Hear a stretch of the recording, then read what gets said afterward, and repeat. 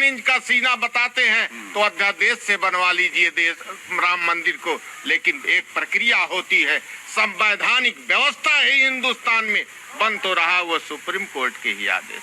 ठीक है, मतलब क्रेडिट, मतलब जो गोलियां थी वो कहाँ गई? वो तो ठीक है, मंदिर गोलियों का भी स्पष्टीकरण दिया जा चुका है। आप बताइए। वो तत्कालीन डीएम राम शरण श्रीवास्तव अभी जिंदा है कानपुर में। उन्होंने एक पुस्तक लिखी है कि उस दिन उन्होंने खाना नहीं खाया था, किसी कार सेवक के अति उत्साह में एक सीआरपी के अधिकारी पर गुम्मा लग गया था। अयोध्या के बासी गवाही दे देंगे, अटेंडम गोली चल गई थी। मुलायम सिंह ने और डीएम ने कोई आदेश नहीं किया था गोली चलवाने का। ठीक है, इस पे अध्ययन कर लीजिए। अध्ययन, अब वो किताब में क्या लिखा क्या नहीं लिखा वो किताब पढ़ने की जरूरत नहीं। मेरे लिए नेता ठीक मेरे लिए नेताजी का बयान काफी है। मैं किसी जिलाधिकारी के पास जाता नहीं। मुख्यमंत्री मुलायम सिंह यादव थे 90 के उस दौर में।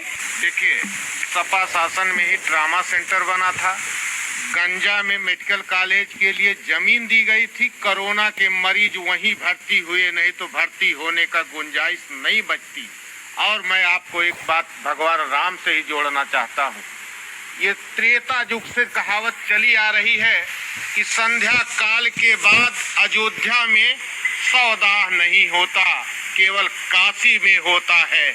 और इसी कोरोना की सेकंड वेव में अयोध्या के सौदाह स्थल 24 घंटे चले हैं। परंपरा को तोड़ना पड़ा, लोगों को लकड़ी नहीं मिली, इतनी मृत्यु हुई। यूकलिप्टस की लकड़ी से लोग अपने परिवार के लोगों को निपटाए हैं। वो भी विचार जनता के मन में है।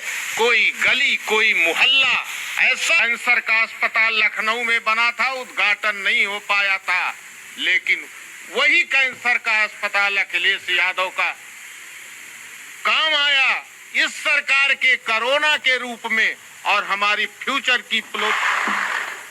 की योजना है कि अब की यदि जनता ने, महान जनता ने मौका दिया तो इस अयोध्या में ही, अयोध्या जनपद में ही पीजीआई की स्थापना की जाएगी, क्योंकि यहाँ देश विदेश के लोग आएंगे और आ रहे हैं। उच्च स्तर की स्वास्थ्य व्यवस्था होनी चाहिए।